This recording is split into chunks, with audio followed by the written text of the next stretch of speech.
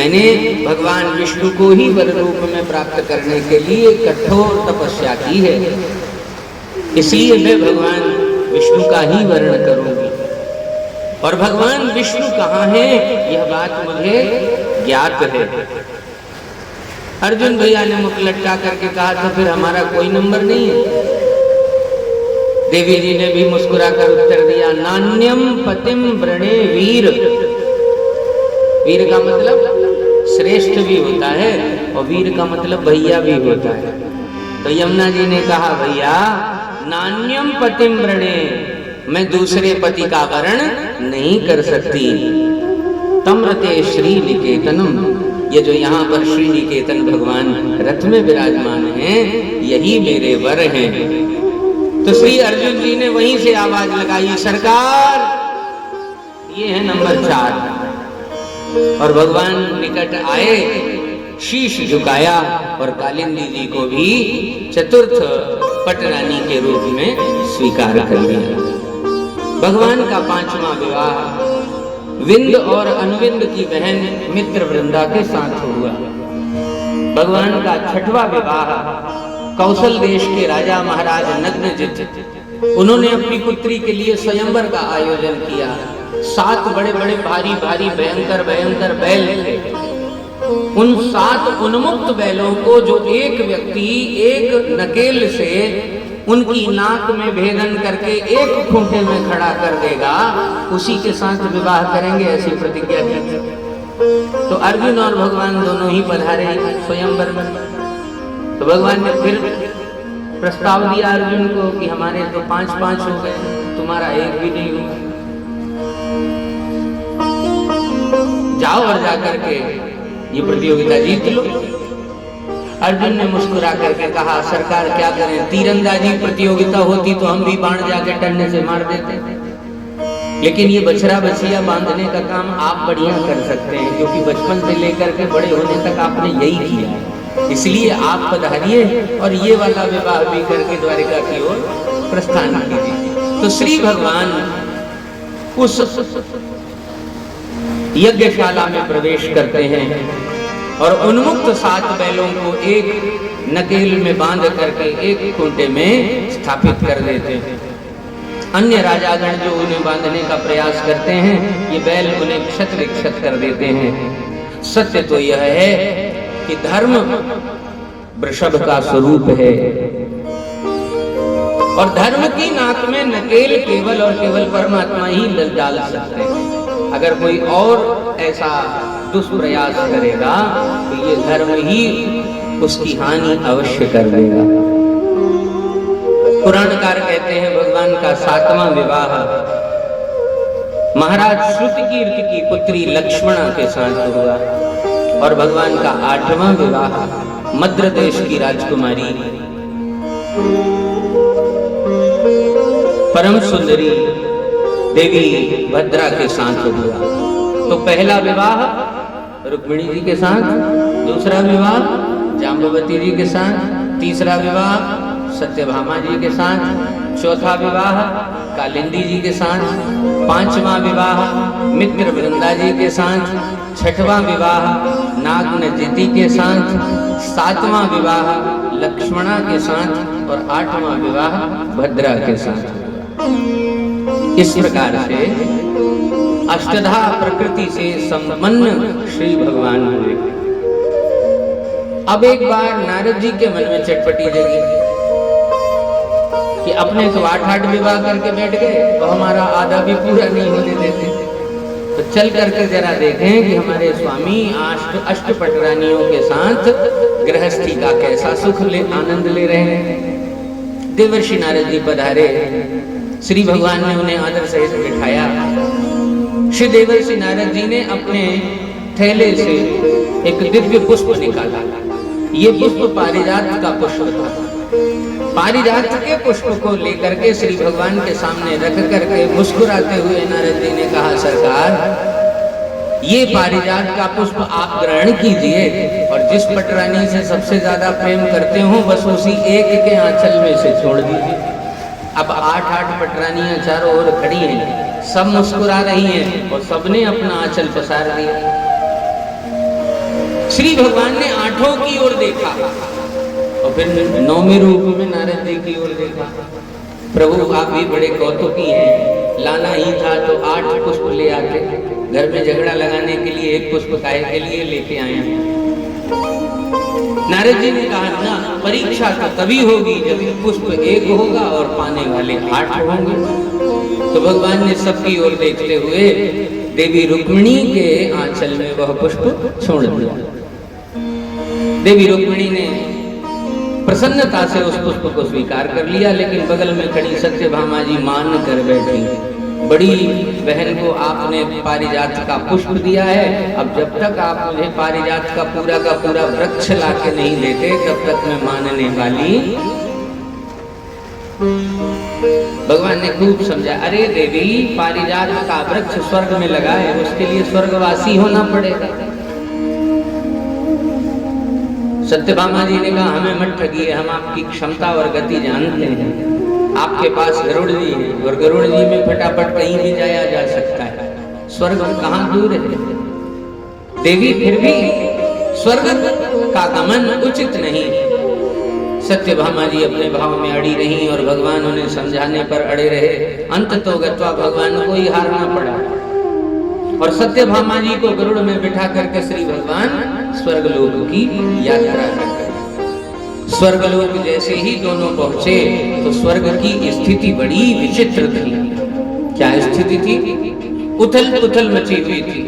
सिंहासन के नीचे सारे देवता गिरे पड़े हुए थे, मुकुट मणिमाणिक्य विहीन देवता पड़े हुए थे और आंगन में देव माता अदिति भी फूट फूट कर रो रही थी। तो सत्यभामा जी उतर करके देव माता के पास गई और भगवान उतर करके सीधे देवताओं के पास गए। क्या हो गया? ये विपरीत स्थिति कैसे देखने को मिल रही है? देव माता अदिति ने सत्यभामा जी से कहा, बिटिया अभी कुछ क्षण पूर्व ही भौमासुर नाम का एक राक्षस स्वर्गलोक में आया था। वह दुष्ट भारत देश की ही नहीं अन्य देशों से भी 16,100 राजकुमारियों का अपहरण करके उसने बंदी खाने में उन राजकुमारियों को बंधक बना रखा है। उनसे एक ही मुहूर्त में विवाह करके अजेय बनना चाहता है। स्वर्ण और आभूषणों के अभाव के कारण आज उसने स्वर्ग पर आक्रमण किया, पहले देवताओं को परास्त किया और उस दुष्ट ने बेटी कहां तक कहूं, मुझ देव माता तक को नहीं छोड़ा। मेरे कर्णफूल और कुंडल कंकण सब बलात् खींच कर ले गया। देवताओं को अपमानित करता तो एक बार बात थी, लेकिन देव माता का भी उसने अपमान किया। अब तो महाराज परम क्रोध में भर गई सत्यभामा जी। प्रभु प्रभु प्रभु, भगवान ने कहा अब क्या हो गया? सरकार आपके होते हुए कोई देवताओं का पराभव कर सकता है? आपके होते हुए देव माता का कोई अपमान कर सकता है? भगवान ने कहा ये देवताओं की बात है, देवताओं तक ही रहने दो। इनका रोज का लड़ाई झगड़ने का काम है, इसमें पढ़ने की आवश्यकता नहीं। आप तो बगीचे में चलो और मनमाना पारिजात का वृक्ष ग्रहण करो और यहाँ से प्रस्थान करो। सत्यभामा जी ने कहा सरकार मैं आपसे पारिजात नहीं मांगूंगी, पर जो अब मांगने वाली हूं वह आपको मुझे देना पड़ेगा। भगवान ने कहा अब क्या चाहिए आपको? सत्यभामा जी ने कहा मुझे उस दुष्ट नराधम भौमासुर का कटा हुआ शीश चाहिए जिसने देव माता अदिति का असम्मान किया। का अनुभव करती हुई भगवान को प्रणाम करती हैं और भगवान अपने सहज स्वभाव के अनुसार उन देवियों से कहते हैं कि तुमने हमारा दर्शन प्राप्त किया है, हमसे वरदान मांगो। वे राजकुमारियां भगवान से कहती हैं कि सरकार अगर आप हम पर प्रसन्न हैं तो हमें वरदान दीजिए कि हमारा शरीर यहीं पर शांत हो जाए, हमारी देह यहीं छूट जाए। भगवान ने आश्चर्य से पूछा क्यों ऐसा चाहती हो? इसलिए क्योंकि अपने लोगों की दृष्टि में मरने से बेहतर है कि आपसे वरदान प्राप्त करके हम अपना शरीर समाप्त कर दें। हम विभिन्न देश की राजकुमारियां हैं और इस राक्षस ने हमारा अपहरण किया था। अपहृत होने के कारण, चुराई जाने के कारण जब लौट कर अपने घर जाएंगी तो हमारे ही अभिभावक, हमारे ही पालक, हमें ही पालने और मानने वाले लोग हम पर कटुक्तियां कसेंगे, लोग हमारी हंसी उड़ावेंगे, लोग हमारा सम्मान नहीं करेंगे। और सरकार आप ही बताइए, किसी राजकुमारी को अगर कोई राक्षस हरण करके ले जाए तो इस सभ्य समाज में ऐसा कौन है जो हाथ उठा करके यह कहेगा कि इस अपहरण की गई राजकुमारी के साथ मैं विवाह करने को तैयार हूं। ना हमारा विवाह हो सकता, ना हमें हमारा परिवार स्वीकार कर सकता, तो फिर हम सन्मार्ग छोड़ करके कुमार्ग में गमन करेंगे। इससे तो अच्छा है कि आप हमें वरदान दीजिए कि हमारा प्राणांत हो जाए। भगवान ने कहा कोई ऐसा मार्ग निकाला जा सकता है जिससे आप प्राण भी ना त्यागें और आपको यश कलंक भी ना लगे। कौन करेगा हमसे विवाह? भगवान ने कहा यदि विवाह हम कर लें तो जिस मुहूर्त में, जिस क्षण में भौमासुर उन राजकुमारियों के साथ विवाह करके अजेय होना चाहता था, श्री भगवान ने भी उसी दिव्य मुहूर्त में उन 16,100 राजकुमारियों के साथ एक ही क्षण में विवाह करके उन्हें भी अपनी पटरानियों के रूप में सम्मान प्रदान किया। और इस प्रकार श्री भगवान के विवाह की टोटल संख्या कितनी हो गई? 16,108। पुराणकार कहते हैं कि श्री भगवान का दिव्य वंश विस्तार हुआ।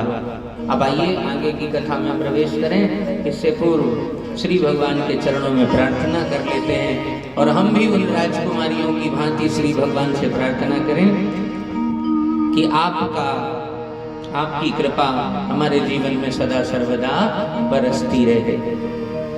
जिस पर प्रभु का हाथ था, जो भी शरण में आया उद्धार हो गया। जिस पर प्रभु का हाथ था वो पार हो गया। जिस पर प्रभु का हाथ था वो पार हो गया। जो भी शरण में आया उद्धार हो गया। जो भी शरण में आया उद्धार हो गया। भरोसा श्याम पे डूबा कभी नहीं, डूबा कभी नहीं। तेरी कृपा बनी रहे जब तक है जिंदगी। तेरी कृपा बनी रहे जब तक है जिंदगी। मांगा है मैंने श्याम से वरदान एक ही, वरदान एक ही। तेरी कृपा बनी रहे जब तक है जिंदगी।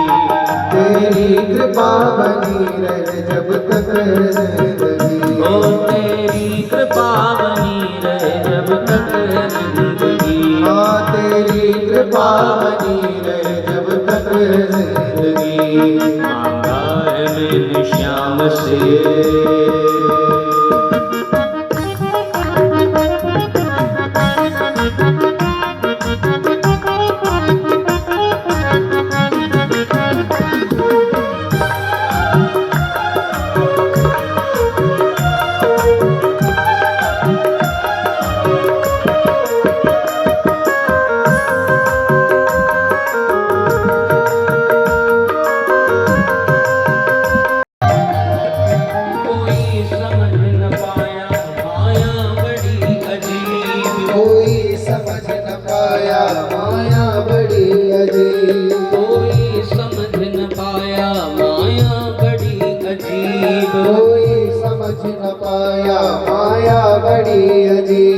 जिसने प्रभु को पा लिया वो तो है खुशनसीब।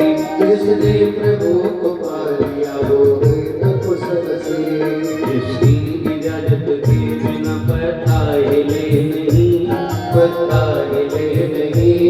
तेरी कृपा बनी रहे जब तक है जिंदगी। तेरी कृपा बनी रहे जब तक